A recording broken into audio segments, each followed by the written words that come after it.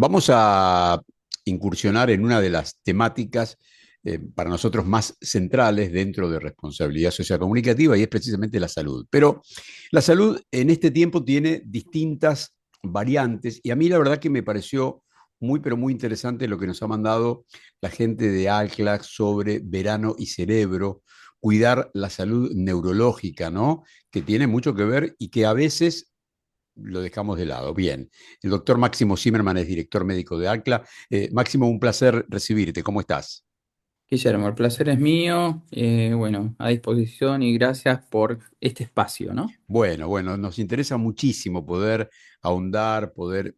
a ver, primero, ¿por qué el verano tiene una diferencia, ¿no? Sustancial con otras estaciones del año, ¿no? En este tema de el cerebro y el verano, ¿no? Sí, bueno, en realidad el verano nos afecta a todos. ¿Por qué? Por las altas temperaturas fundamentalmente, pero hay dos poblaciones que son susceptibles. Ajá. Una son los adultos mayores y otra los niños por debajo de 5 años. En especial esta última población, primero porque hay una inmadurez del control térmico del aparato, básicamente que controla en los niños las temperaturas y la hidratación porque se está desarrollando. Ahora, en los adultos mayores existe a la vez una disminución en la sed, o sea, básicamente esta necesidad que tenemos todos de ingerir líquidos, sobre todo agua, los adultos mayores la tienen afectada. También un poco se debe todo esto a enfermedades de base, como puede haber insuficiencia renal o alteraciones metabólicas, pero también a cierta medicación, como medicación diurética o medicación antihipertensiva. Entonces, a los aumentos de temperatura o a las exigencias físicas desmesuradas, se suma también que los adultos mayores tienen una menor ingesta de líquido, por la misma condición. Entonces es importante enfatizar todo esto, que al momento de que realizan algún tipo de actividad o no necesariamente una actividad, pero que se realice una ingesta periódica de líquido y muchas veces se tiene que cuantificar en cada caso. O sea, sobrepasar el litro y medio o 2 litros en caso de cada paciente, por supuesto. Pacientes que tienen, por ejemplo, una insuficiencia cardíaca no pueden tener un exceso de líquido porque el corazón trabajaría a mucho más exigencia, pero de todas maneras, en líneas generales, hay que insistir con esta ingesta periódica de agua, ¿no? No es gaseosas, no son bebidas edulcoradas, sino es básicamente agua. Importantísimo esto que nos contás, porque aparte yo quiero introducirme también en algo que habitualmente en el año ocurre, ¿no? Llega el verano, o mejor dicho, llega la primavera, empieza el calor, y muchos adultos mayores también, que tal vez en el año son totalmente sedentarios, ¿no? De golpe me largo, ¿no? Me largo a Ujú. correr, me largo a caminar, sin chequeos médicos, desafiando las temperaturas, ¿no? Y esto también me imagino que debe ser un tema muy a observar, ¿no? Sí, inclusive Guillermo, la apreciación que vos dijiste, no solamente pasa en adultos mayores, Sí, en sí, claro. personas jóvenes también, Sí, claro. que no tienen ningún tipo de chequeo y empiezan a realizar actividad física. Y por supuesto, en época de calor es mucho más demandante. ¿Por qué? Porque perdemos agua, perdemos con el sudor, perdemos líquido, hay un cuadro de deshidratación y puede traer consecuencias a todo esto. Por ejemplo, si hay una alteración en la irrigación del sistema nervioso o en la irrigación cardíaca, esto puede de alguna manera dar origen a un accidente cerebrovascular o un accidente isquémico transitorio. Entonces hay que tener sí o sí un chequeo periódico y más aún si vamos a realizar una actividad física extenuante, ¿no? Qué notable, ¿no? Porque, a ver, hablamos de la hidratación, hablamos de la actividad física y hablamos también del tema alimentación. A ver, hablemos un poquito de la alimentación, porque uno dice, en el verano uno debería tal vez diferenciar un poco la alimentación del año, ¿no? Está también hoy esta historia de la gente que hace ayuno. ¿Eh? Me ha pasado, hace poco hablé con un señor ya de 60 que me decía, y le digo, pero ¿por qué lo haces? Y porque lo leí, ¿no? Y bueno, a ver, abrinos un poco el análisis, Máximo. Sí, no, no, te entiendo, y está muy de moda el tema de no solamente el ayuno intermitente o la dieta paleolítica, sino también inclusive mucha gente que se aventura y comienza con la bendita inyección para descender de peso. Ah, Entonces, ah, claro, claro, claro. prácticamente, claro, y prácticamente sin ningún control, ¿no? Y realmente esto estamos viendo que trae consecuencias. Por ejemplo, el tema de la dieta se genera de alguna manera ciertas condiciones que son metabólicas que entorpecen de alguna manera también todo lo que es la nutrición de los pacientes y con riesgo de que el paciente pueda tener consecuencias severas. Por ejemplo, hay hipoglucemia, baja el contenido de glucosa en sangre. ¿Por qué? Porque hay una dieta, hay personas que realizan dieta por 12 horas, inclusive Ah, 14 claro, horas, claro, y claro, donde claro. están obligados a que su sistema hepático fundamentalmente y pancreático trabajen con una exigencia muy grande. ¿Por qué? Porque tienen que hacer un efecto que se llama gluconeogénesis, entonces tratar de metabolizar los glúcidos a través de las grasas y las proteínas. Entonces, si estos pacientes tienen algún tipo de afección hepática, por supuesto se va a ver afectado. Entonces, lo recomendable siempre es estudiarse muy bien, que sea todo llevado a cabo por un nutricionista, por un médico que realmente pueda trazar una dieta. Lo mejor es tener una dieta variada, lo mejor es ingerir distintos tipos de alimentos y no tener un ayuno, ya se conoce, por más que mucha gente hable de esto que es muy efectiva para bajar de peso, pero lo que tratamos habitualmente es que esto sea totalmente controlado. O sea, que exista un relevamiento de los distintos parámetros médicos para poder comenzar algún tipo de dieta y bueno, y más aún si existe alguna patología de base, ¿no? Porque esto es Seguro, muy importante. seguro. Cuando uno habla del cerebro, eh, bueno, evidentemente, a veces desconocemos todo lo que genera el cerebro en nuestra vida, ¿no? Entonces, y cómo cuidarlo, porque hablamos mucho del corazón, los exámenes, pero es como que a veces nos olvidamos precisamente y nada más y nada menos del cerebro, ¿no? Sí, bueno, la realidad es que hay muchas afecciones que comienzan a dar síntomas después de una edad determinada. En el sistema nervioso está relacionada la mayor causa de discapacidad a nivel mundial, tiene alguna relación con enfermedad del cerebro. Entonces, hay que tener en cuenta, yo pienso que todos nosotros conocemos a alguna persona o un familiar que padeció de accidente cerebrovascular, de Sí, sí, enfermedad de claro. Parkinson Ujú.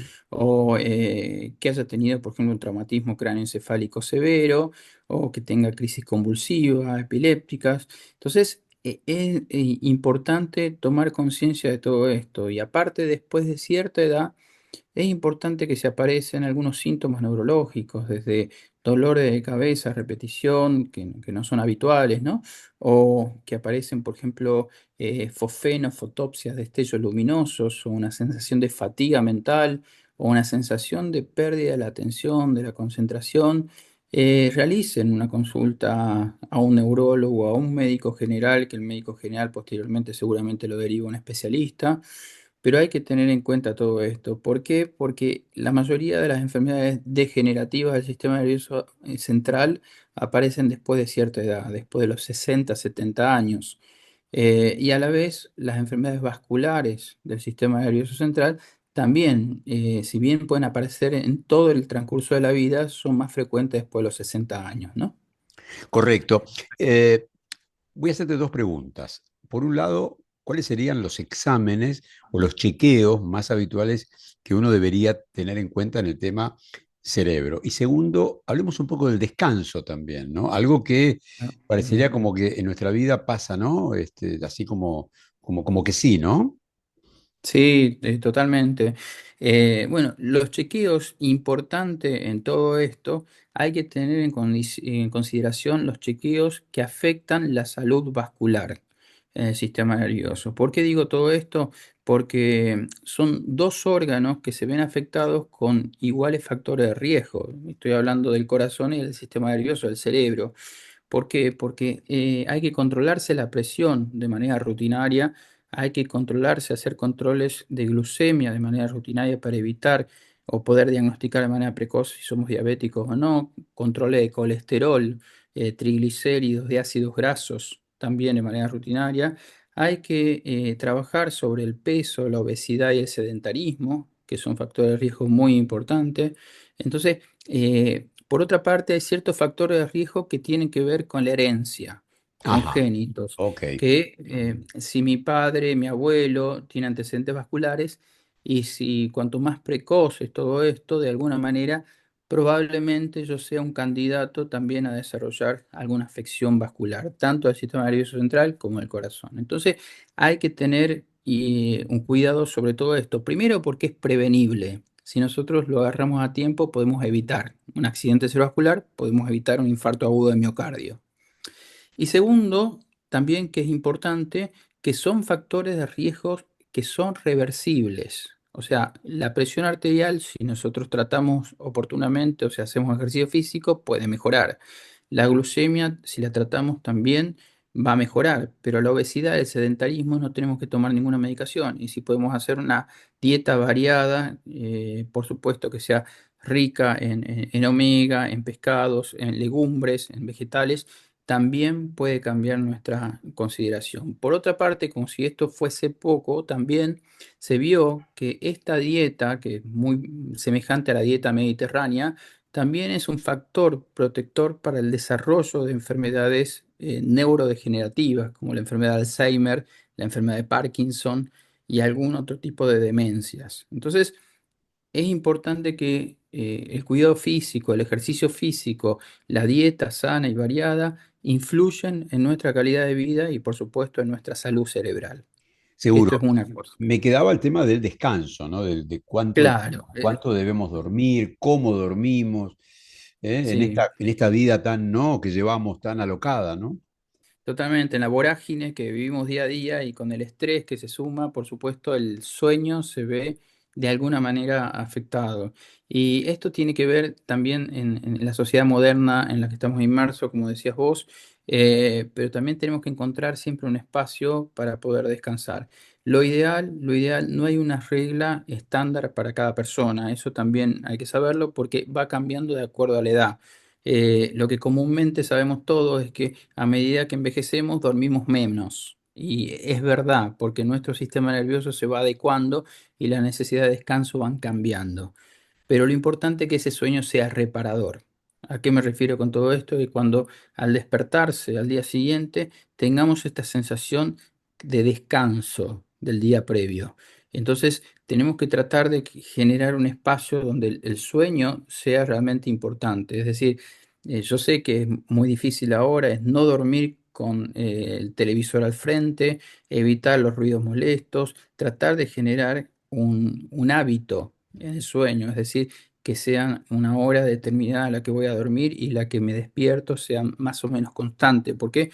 Porque nuestro organismo se acostumbra a todo esto. Entonces, muchas veces cuando se habla de higiene de sueño para mejorar la salud del sueño, es tratar de conservar horarios determinados, de ir a acostarse con un vaso de agua, en apagar la televisión, tratar de ir al baño primero para no levantarse después a la noche, para ir al baño, o sea, ese tipo de cosas ayuda. Y también está visto que cuando nosotros descansamos mejor, rendimos mejor desde el punto de vista del aprendizaje y Claro, la claro, memoria claro, claro, al claro. otro día. ¿Por qué? Porque es muy importante en términos de consolidación de la memoria. O sea, todo lo que nosotros aprendemos el día previo, de alguna manera se consolida a través del sueño. ¿Qué quiere decir todo esto? Es que esta memoria, que al principio es una memoria bastante efímera, puede volcarse a ser una memoria mucho más permanente a través del sueño. Y esto es muy interesante en procesos cognitivos y en procesos de aprendizaje también. Máximo, para cerrar el tema descanso, el tema de la siesta, ¿no? Que, bueno, uno la tiene históricamente como un tema reparador, algunos no lo pueden hacer, algunos sí. Contanos un poco de la siesta. ¿Es necesaria? ¿Cuánto tiene que ser? ¿Nos puede ayudar?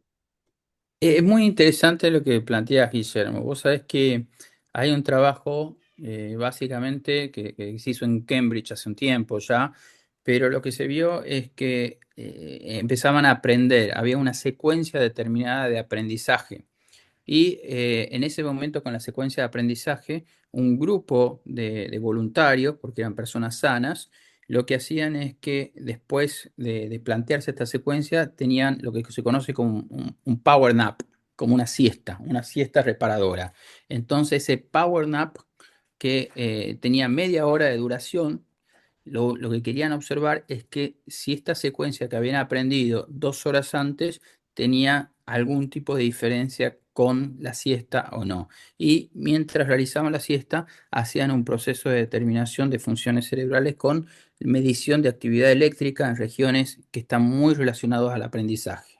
Entonces lo que se vio básicamente que había cierta mejoría en el aprendizaje en aquellos voluntarios que habían desarrollado una siesta, aunque sea de media hora de duración, después de realizar el entrenamiento. Entonces, es muy discutido, pero se ve que es necesario y fomenta algunos procesos que están relacionados con el aprendizaje, sobre todo con el aprendizaje procedural, que es, por ejemplo, aprender a tocar el piano, aprender a jugar al ping-pong, que tiene que ver con actividad física. Ajá. Entonces, es interesante, ¿no?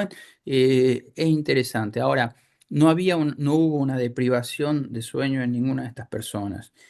Lo que sí también es importante y lo que se recalca siempre es que nuestras habilidades cognitivas, nuestra capacidad de reacción y por supuesto la mayor demanda que nosotros necesitamos depende necesariamente de un estilo de vida en el que el sueño tenga un rol preponderante.